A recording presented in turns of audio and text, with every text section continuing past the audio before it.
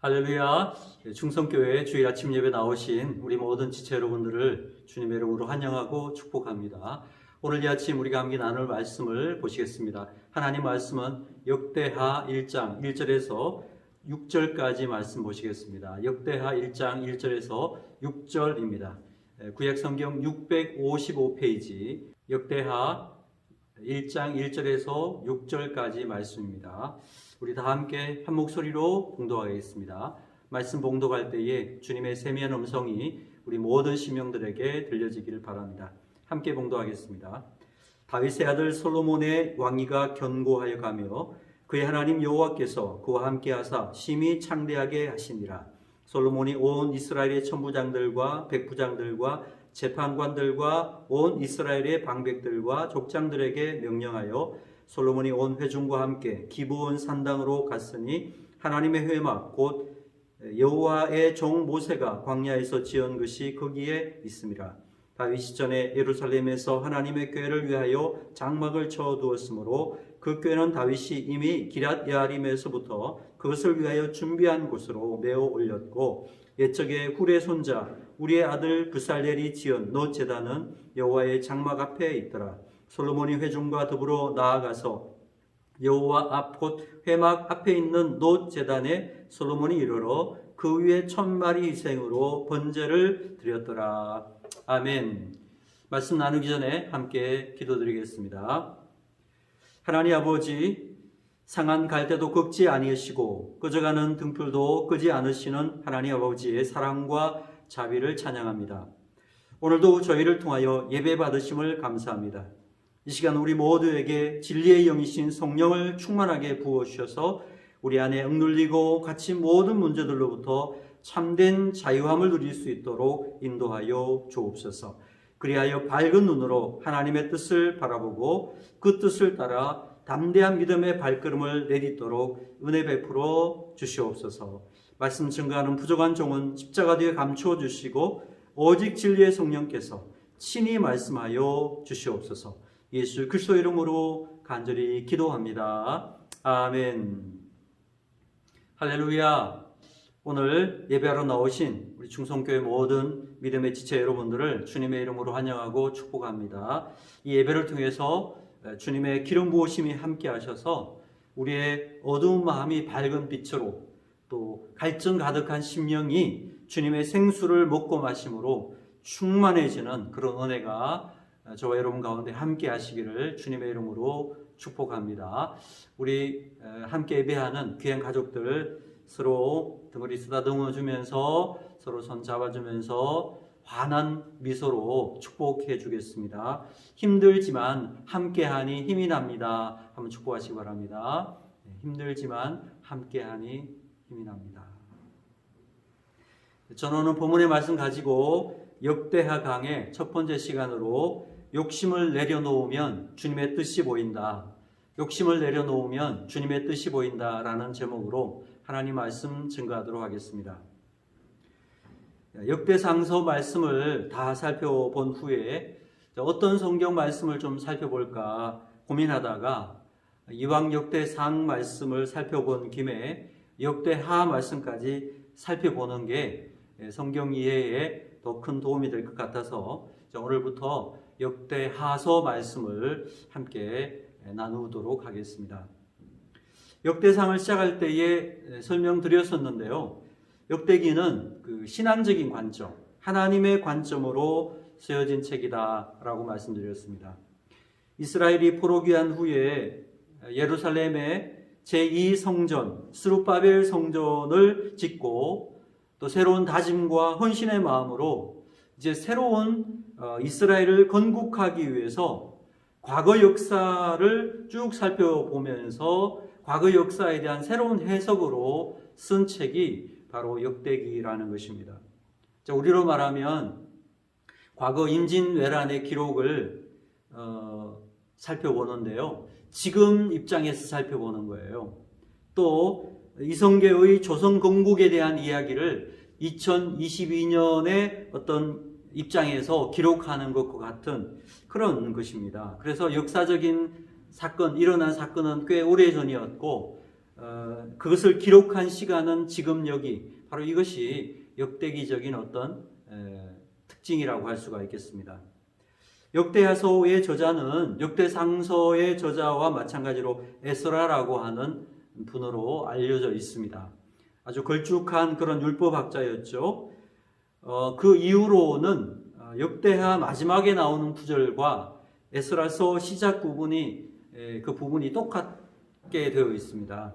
그러다 보니까 이 저자가 같은 저자가 아닌가 이렇게 추측을 하고 있고요. 또 포로 귀환 후에 에스라 같은 그런 뛰어난 인물을 찾아보기도 어려운 점도 바로 역대기 저자를 에스라로 꼽는 이유라고 할 수 있습니다. 역대기서의 기록 목적은 이스라엘의 재건을 어떻게 할 것인가 여기에 맞춰져 있습니다. 나라가 패망한 후에 70년 포로 생활을 끝내고 돌아왔기 때문에 성한 곳이 하나도 없는 거죠. 다 무너진 그러한 곳에서 다시금 재건하는, 리빌딩하는 그런 일을 해야 되었다는 것입니다. 재건을 할 때에 어느 시대를 모델로 해서 영적인 재건을 할 것인가 살펴보다가 바로 다윗과 솔로몬 시대에 초점을 맞추게 되었다는 것입니다. 그러다 보니까 일반적인 역사 기록과는 다르게 기록되었다. 객관적인 역사의 기록을 보여주는 사무엘서나 열왕기, 사호 이런 어떤 기록들을 보면 왕들의 치적이 나옵니다. 그리고 그들이 어떻게 하나님을 섬겼고 어떻게 하나님의 복을 받았는지, 또 그들이 무슨 허물이 있고 어떻게 범죄했고 그 범죄로 인해서 어떻게 심판을 받았는지 이런 내용들이 자세하게 기록이 되어 있습니다. 자, 그런데 역대기로 넘어오면요, 역대기에는 그런 인간적인 허물이나 죄에 대해서는 다 빼버렸어요. 자, 왜냐하면 지금은 새로운 시작, 이 재건에 대해서 이야기를 해야 되니까 시시콜콜 인간의 허물과 범죄한 것에 집중을 하다 보면은 새로운 재건을 하기가 어렵다라는 생각을 한 것 같습니다. 그래서 역대기에는 인간의 어떤 실수 이런 것들을 다 뺍니다. 대표적인 것이 다윗의 그 바세바의 범죄 사건이라든지 인구조사 문제라든지 이런 거 다 빼버려요. 그리고 다윗이 하나님께 헌신했던 그러한 성전 건축의 준비와 헌신 이런 것들을 집중적으로 다루고 있는 것이 바로 그러한 모습을 반영하는 것입니다. 우리의 신앙도 마찬가지 아닐까라는 것입니다. 여러분, 우리의 신앙의 재건 좀 하고 싶고 우리 가정의 믿음의 재건을 하고 싶다. 아주 든든하게 세워 나가고 싶다. 이럴 때 우리가 이런 역대기적인 시각을 배워서 적용할 필요가 있지 않을까라는 것입니다. 우리가 과거의 허물, 또 실수, 범죄 이런 것들도 있겠죠. 그렇지만 거기에 초점을 맞추면은 새로운 출발은 할 수가 없다라는 것입니다. 앞으로 나가는 이런 리빌딩을 하기 위해서는 하나님의 큰 뜻을, 그 비전을 바라보고 하나님께서 나를 통해서 이루기를 원하시는 그 목적이 무엇인가, 내게 주신 사명이 무엇인가, 이런 것에 초점을 맞춰야 된다라는 것입니다. 그래서 과거의 아픔과 상처는 다 십자가 밑에 묻고 오직 주님만 바라보면서 주님이 비춰주시는 그 빛을 향해서 주님이 지시하시는 새로운 땅을 향해 나가는 그런 노력들이 있을 때에 우리의 신앙적인 재건은 승리할 수 있게 될 것이다. 아름답게 세워나갈 수 있다라는 것입니다. 바로 이것이 역대기적인 시각의 중요성과 탁월성이라고 할 수 있을 것입니다. 자, 역대상서의 중심이 누구였습니까? 다윗이었죠. 다윗이 역대상의 중심이었다면 역대하의 중심은 누구냐? 바로 솔로몬이 중심이 된다라는 것입니다. 그런데 다윗의 믿음을 본받았고 그 믿음을 계승한 자들이 세워질 때에 계속해서 이스라엘은 재건되고 승리하더라. 이런 시각을 계속 보여주고 있습니다. 그걸 반복해서 보여주는 것이 역대기의 어떤 특징이라고 할 수 있습니다. 자, 그래서 오늘 본문 1절도 보면 그냥 솔로몬이라고 하지 않습니다. 뭐라고 이야기합니까? 1장 1절에 보니까 다윗의 아들 솔로몬이라고 기록해 주고 있습니다. 이 다윗의 아들 솔로몬, 다윗의 믿음을 가진 솔로몬 이런 뜻이었죠. 그래서 다윗의 그 믿음을 가지고 계승하고 재현해낸 그러한 왕들은 계속해서 그들을 통해서 하나님 나라가 재건되고 세워지더라. 이런 것을 보여주는 것이 바로 역대기라는 것입니다. 자, 그런데 이런 모든 것의 핵심에는 성전이 있었다라는 것입니다. 다윗은 성전 건축을 준비한 왕이었고 솔로몬은 성전 건축을 완성한 왕이었다는 것입니다. 그래서 역대기서의 가장 중심이 되는 것이 바로 성전이라고 할 수가 있습니다. 여러분, 성전은 어떤 의미가 있습니까? 보이지 않는 하나님의 임재의 상징의 장소가 바로 성전이라는 것입니다. 보이지 않는 하나님을 보이는 믿음으로 섬기는 것, 그래서 그 하나님을 만나고 교제하고 예배하는 보이는 그 장소가 바로 성전이라는 것입니다. 그래서 무너진 것들이 다 회복되고 다시금 새롭게 재건됨을 힘을 얻게 해주는 것, 바로 이것이 성전이라는 것입니다. 그래서 다윗은 이 하나님의 임재의 상징인 성전을 건축해서 다음 세대의 후손들에게 하나님의 신앙을 물려주기를 원했고, 그 아들 솔로몬이 그 다윗의 믿음을 물려받아서 성전 건축을 완성했다라는 것입니다. 우리도 마찬가지라는 것입니다.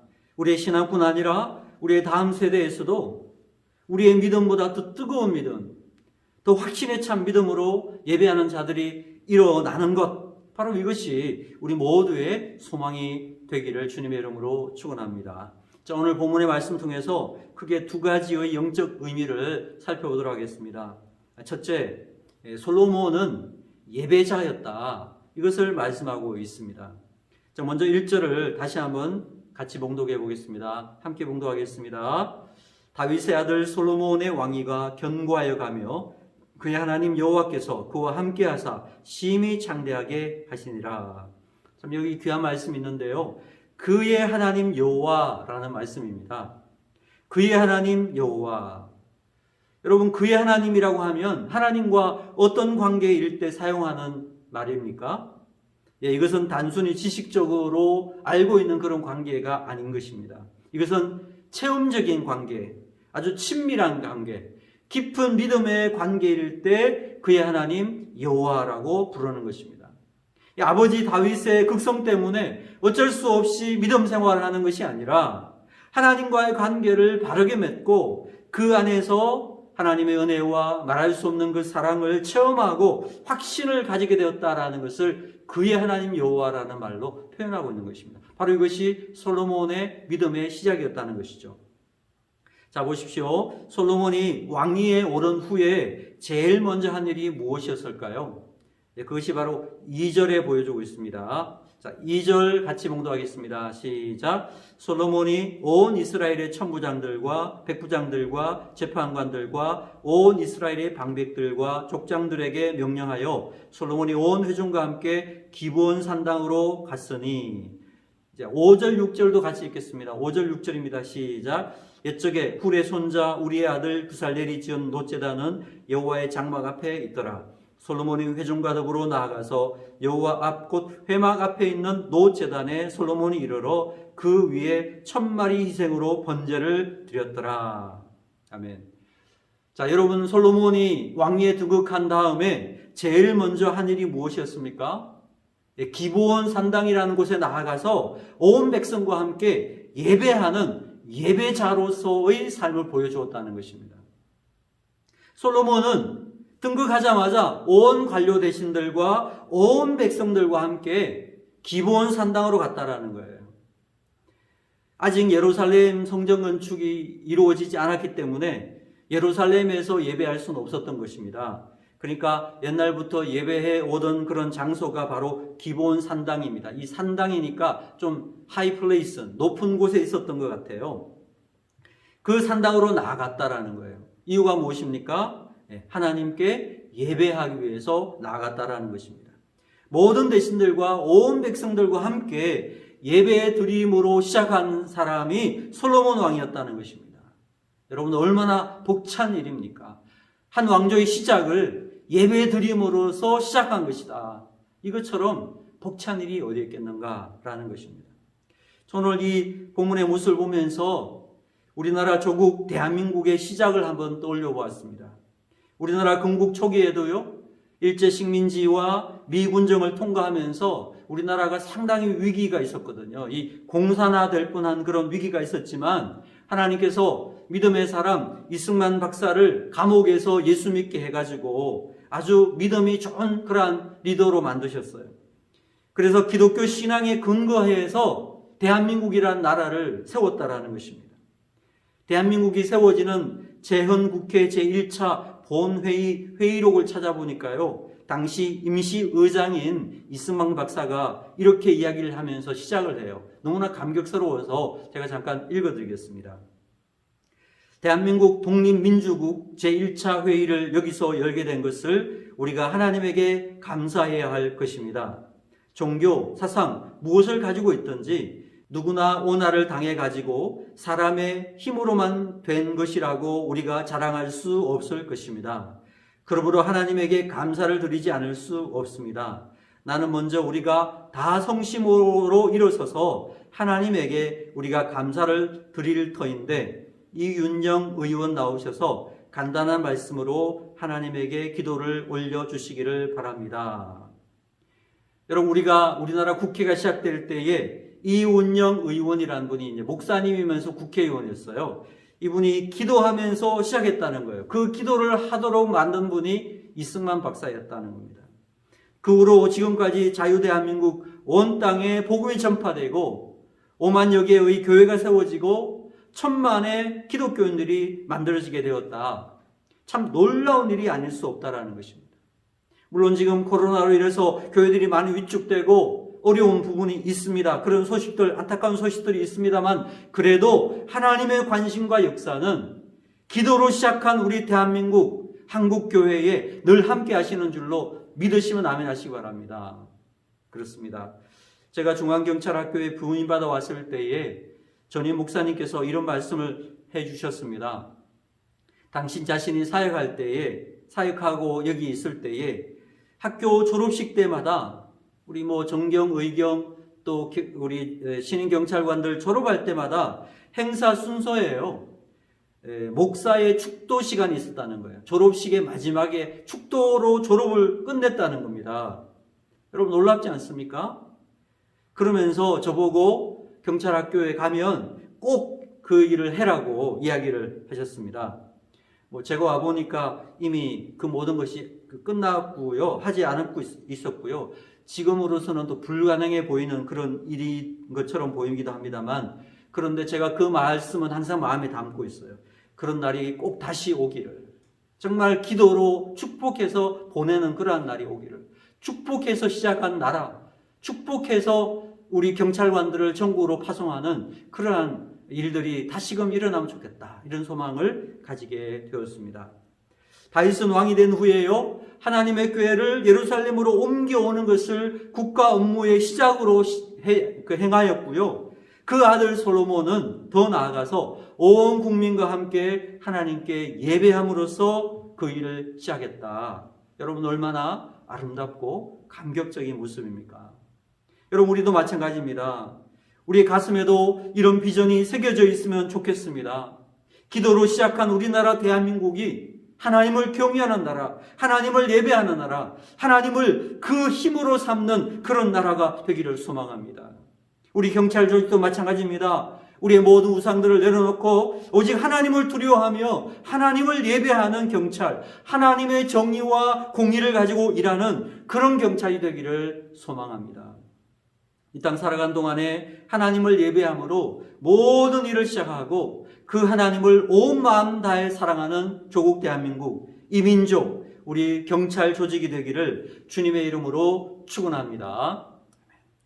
자, 둘째로 솔로몬은 예배자였을 뿐 아니라 예배 가운데 응답하시는 하나님을 경험한 예배자였다라는 것입니다.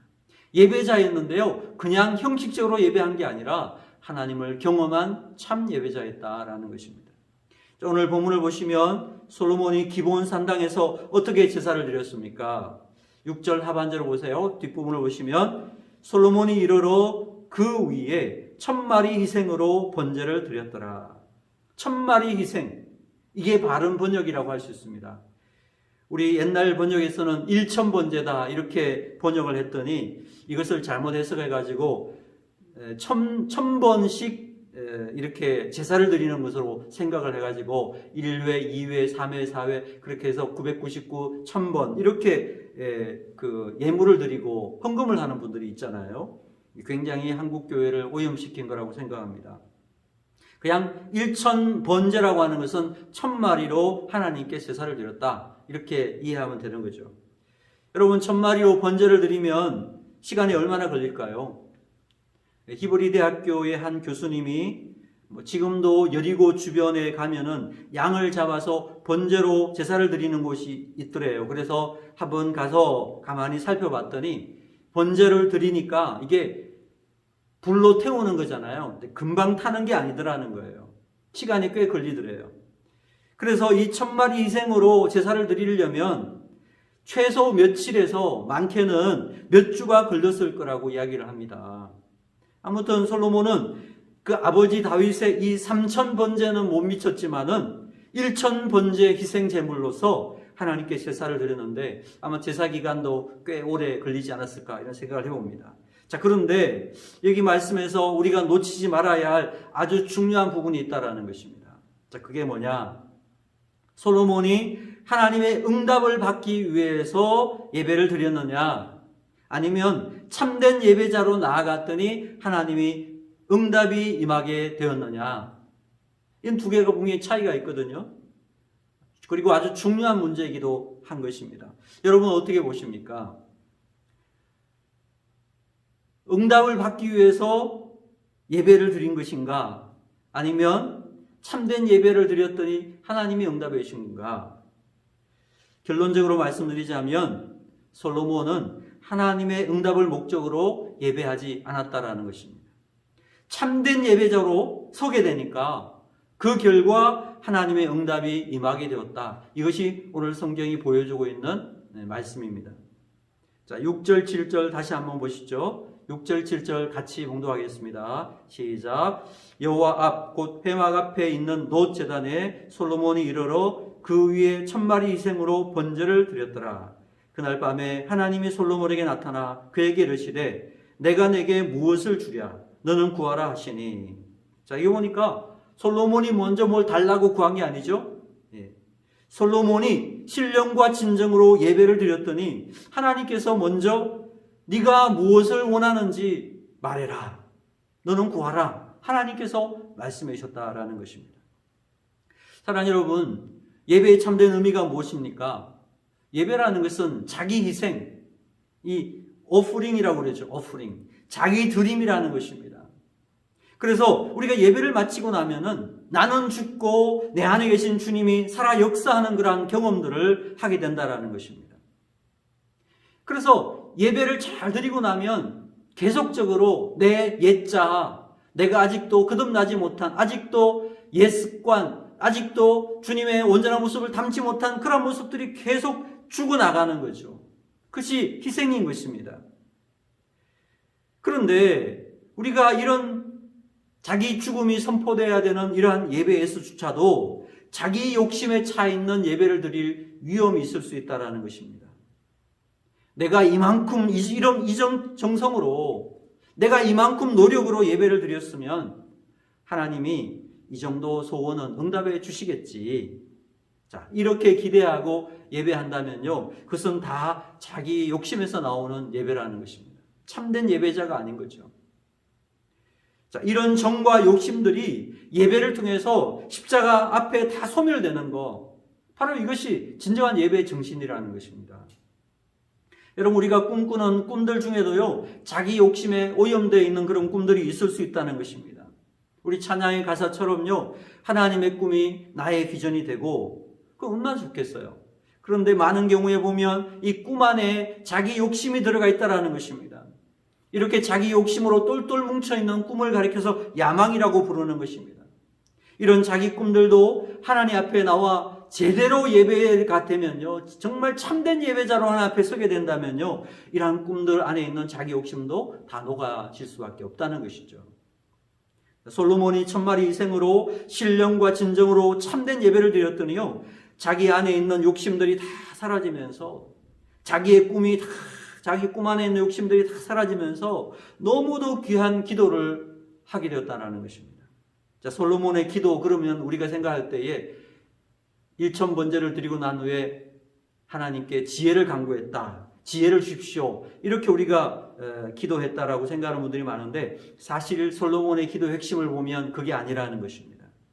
하나님께서 무엇을 줄까 하셨을 때 솔로몬이 뭐라고 기도합니까?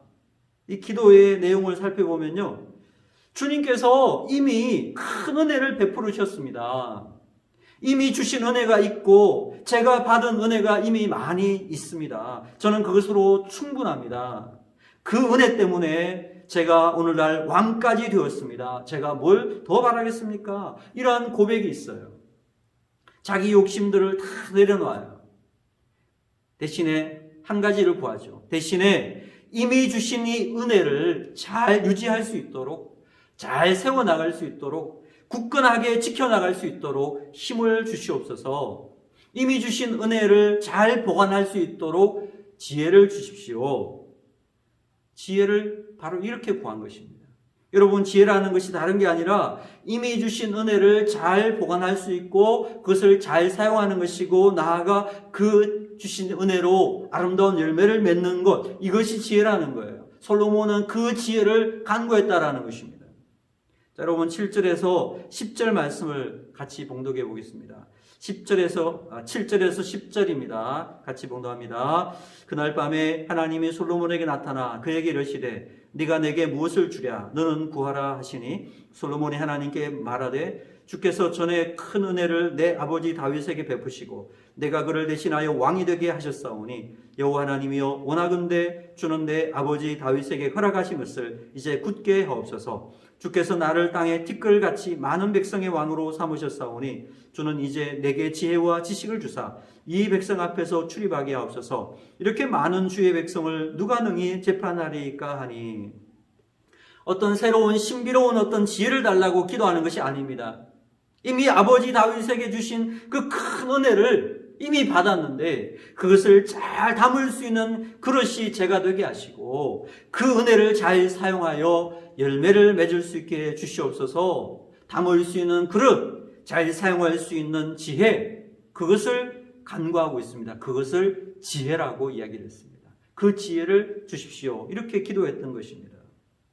이 솔로몬의 기도를 들으신 하나님의 응답의 말씀이 무엇입니까? 11절과 12절 말씀이 그 말씀인데요. 함께 봉독해 보겠습니다. 시작. 하나님이 솔로몬에게 이르시되 이런 마음이 내게 있으니 부나 재물이나 영광이나 원수의 생명 멸하기를 구하지 아니하며 장수도 구하지 아니하고 오직 내가 네게 다스리게 한 내 백성을 재판하기 위하여 지혜와 지식을 구하였으니 그러므로 내가 내게 지혜와 지식을 주고 부와 재물과 영광도 주리니 내 전의 왕들도 이런 일이 없었거니와 내 후에도 이런 일이 없으리라 하시니라. 아멘.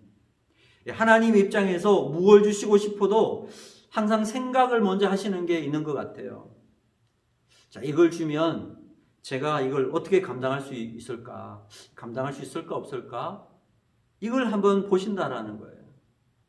줬는데 그것 때문에 그냥 무너져 버려서 안 준 것보다 못하게 되면 안 되잖아요. 그래서 감당할 만한지 아닌지를 하나님은 항상 보신다라는 것입니다. 그래서 하나님의 때가 바로 그게 있는 거예요. 우리가 준비되기를 기다리는 것이죠. 우리가 준비되면 하나님께서 그때에 가장 아름답게 주시는 것, 이것이 하나님이 우리에게 주시는 하나님의 법칙이라는 것입니다. 하나님께서 솔로몬의 기도를 가만히 들어보니까 이제 감당할 그릇이 되었다는 걸 아신 것 같습니다. 그래서 그에게 지혜와 지식뿐만 아니라 구하지 아니한 부와 재물과 영광도 주셨다라고 말씀하고 있습니다. 사랑하는 여러분, 솔로몬에게 주신 하나님께서 우리에게는 아끼시겠습니까? 아닙니다. 자, 그런데 우리가 받지 못하는 이유가 무엇일까요? 아직까지 우리 안에 자기 욕심이 다 빠지지 못했다는 거예요. 아직 우리가 그것을 감당할 만한 그릇이 되지 못했기 때문에 하나님이 주실 수가 없는 것입니다. 우리 자신들을 위해서 안 주는 것일 수도 있다라는 것입니다. 예수님께서 뭐라고 말씀하셨습니까? 마태복음 6장 33절에 보니까 너희는 먼저 그의 나라와 그의 의를 구하라. 그리하면 이 모든 것을 너희에게 더하시리라. 우리의 욕심들을 다 내려놓고 주님의 나라, 주님의 의를 우리가 구하기 시작할 때에 주님께서 우리의 모든 필요한 것들을 넉넉하게 채워주신다라고 약속하고 있는 것입니다. 우리 땅 살아가는 동안에 우리의 욕심, 우리의 야망을 다 내려놓고 주님의 나라와 의를 구하고 주님의 뜻을 구하고 주님의 말씀이 이루어지기를 간절히 기도할 수 있는 그러한 성숙하고 신실한 우리 주님의 백성들이 다 되기를 주님의 이름으로 축원합니다. 우리 함께 기도드리겠습니다. 하나님 아버지, 우리의 욕심을 다 내려놓고 참된 예배자 되어서 주님의 나라와 주님의 의를 구할 줄 아는 신실한 주님의 백성들로 저희 모두를 세워주시옵소서. 예수 그리스도 이름으로 간절히 축복하며 기도드리옵나이다. 아멘.